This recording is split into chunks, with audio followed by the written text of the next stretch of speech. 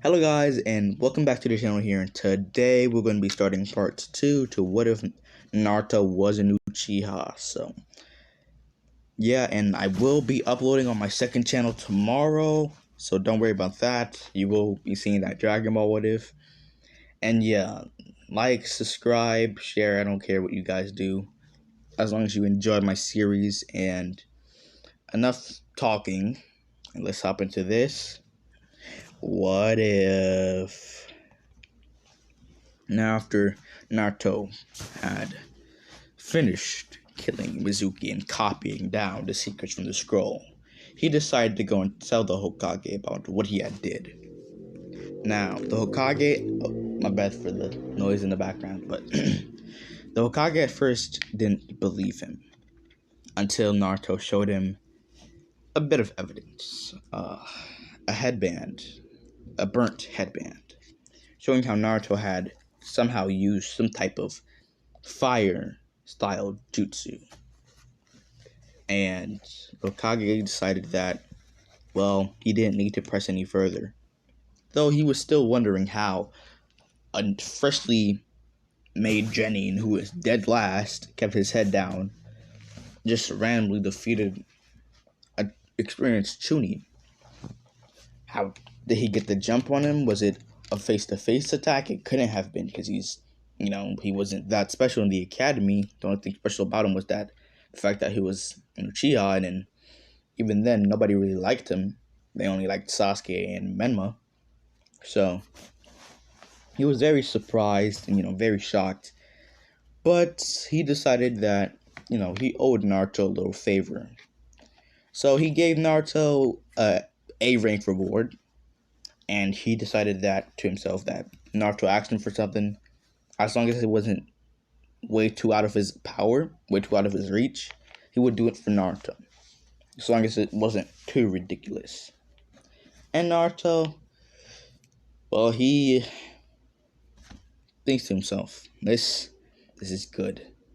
This means anytime I get a mission I don't like, or I want a mission that I feel that would be useful to my growth, I can just ask the Hokage to give it to me, as long as it's not too ridiculous for someone of my rank. He would give me the mission. So something like a C rank or a B rank wouldn't be too ridiculous. So this was not too bad of a thing to stop Mizuki, if I do say so myself. As we time skip to Naruto with this team. He's on a team with Hinata and Shino Aburame and Hinata Hyuga, alongside their sensei, Genjutsu Master Kurenai. No last name, and she does have a last name. I don't know what it is. Never heard of it while I was watching the series, and if I did, I just forgot it. So, yeah. I think it's Kurenai Yuri or something like that. I don't know, though. I don't think she has a last name, though. But if she does, comment down below, because I don't remember what it is. And yeah, I was saying, though, Naruto, he is celebrating his mind. I mean, he is doing backflips. Somewhat like, Sakura's mind avatar. He's just doing backflips in his head, because he got a Genjutsu master as a sensei, which is going to make it easier for him to master and, well, at least better his use in Genjutsu. Being able to use less chakra while using stronger and, well, possibly more deadlier Genjutsu. And alongside having a Sharingan, he might be able to amplify the use of that Genjutsu, perfecting his Genjutsu side of his Sharingan, or at least bettering it to a substantial degree.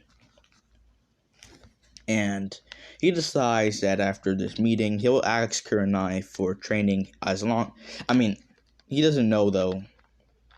He might not be a part of the team after this test. He might be, but after this test, he's going to ask her for some training. And we're going to time skip to a couple days after this meeting. And they're now doing their test, their Genin test. Well, it's actually not a couple days, it's actually the day after. And, well, what happened the day before was, well, what goes on in canon. Naruto tells his goals. His goals, they weren't what they were in canon. As I am going to flash back to present time, I guess you could say. Even though it's not present time, I am going to flash back to what happened on the day of the meeting. Naruto, like I said, was with his teammates and his sensei. His possibly new sensei or possibly not sensei, depending on how this training session would go. And like in canon, everybody says their dreams and aspirations. Shino's, his dream is to become, well, the clan head and to gain as many powerful bugs as possible. His likes and dislikes is bugs, especially chakra eating bugs, since they're the most valuable and rare to find. Well, not rare to find, but they're more useful than a lot of other bugs. And Hinata's likes and dislikes are, well, she doesn't have many dislikes, I guess you could say, except for the fact that, how the branch members are treated. And she likes her dad and her sister. And her goal is to free the lesser part of the Hyuga family from their shackles. And Naruto, well, he says his likes are ramen and training. His dislikes are, well, he doesn't really have any, he would like to say. His goals and aspirations, not of your concern, except for the fact that he wants to rebuild the Uchiha clan back to its former status. And, yeah. So we're going to flash forward to the day of the Genin exam. I guess you could say what it is. The bell test. But except of it, I don't know what the word is. Instead of it being bells, it is, well, how would I say? It's something smaller. It's like peanuts. Well, not peanuts. Okay, it is bells, okay? It's bells that are multicolored, so you can't just, and they're ever changing in colors. It's a rare make that Kira and I had gotten, especially for a test like this. And using her genjutsu, her genjutsu amplifies the color changing scheme, so it makes it, a lot harder to just copy, since you're gonna have to continuously change the color, which doesn't work for just copies. So you can't just copy the bells and pretend like you have them.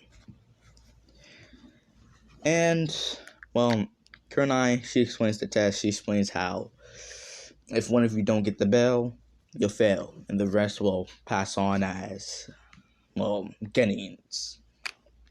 And Naruto, well, all of them really realize what it is immediately and how it's teamwork, since Hinata was pretty smart and so was Shino. Shino was probably, well, he wasn't like, Shikamaru smart, but he was pretty smart of his own right, to be honest with you. And Hinata was, well, she was pretty smart as well. She was just timid. So she wasn't able to showcase her full intelligence, her full abilities, I guess you could say. But she was pretty smart, and Naruto in this series, he's pretty smart as well. So they all figure out immediately what the point of the test is, and it's teamwork. So they make a plan of how to get the bells and trick Kurenai. And Naruto, he decides to showcase his third Tomoe Sharingan to the both of them. Since they're going to be his teammates for the rest of his career as a ninja until he becomes a Jonin himself, well, he's going to have to share some secrets, and, well, there's still going to be some kept, obviously.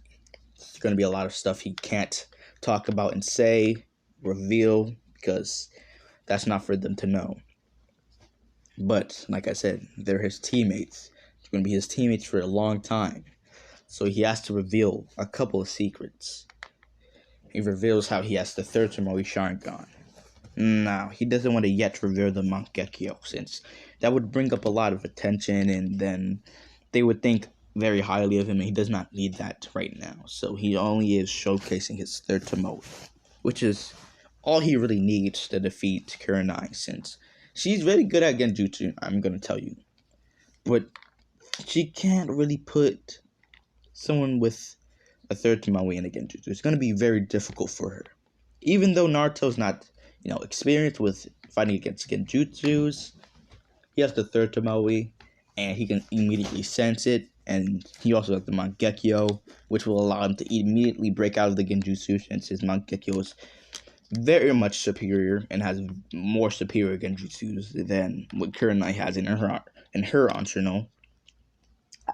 Arsenal is what I'm trying to say, but yeah.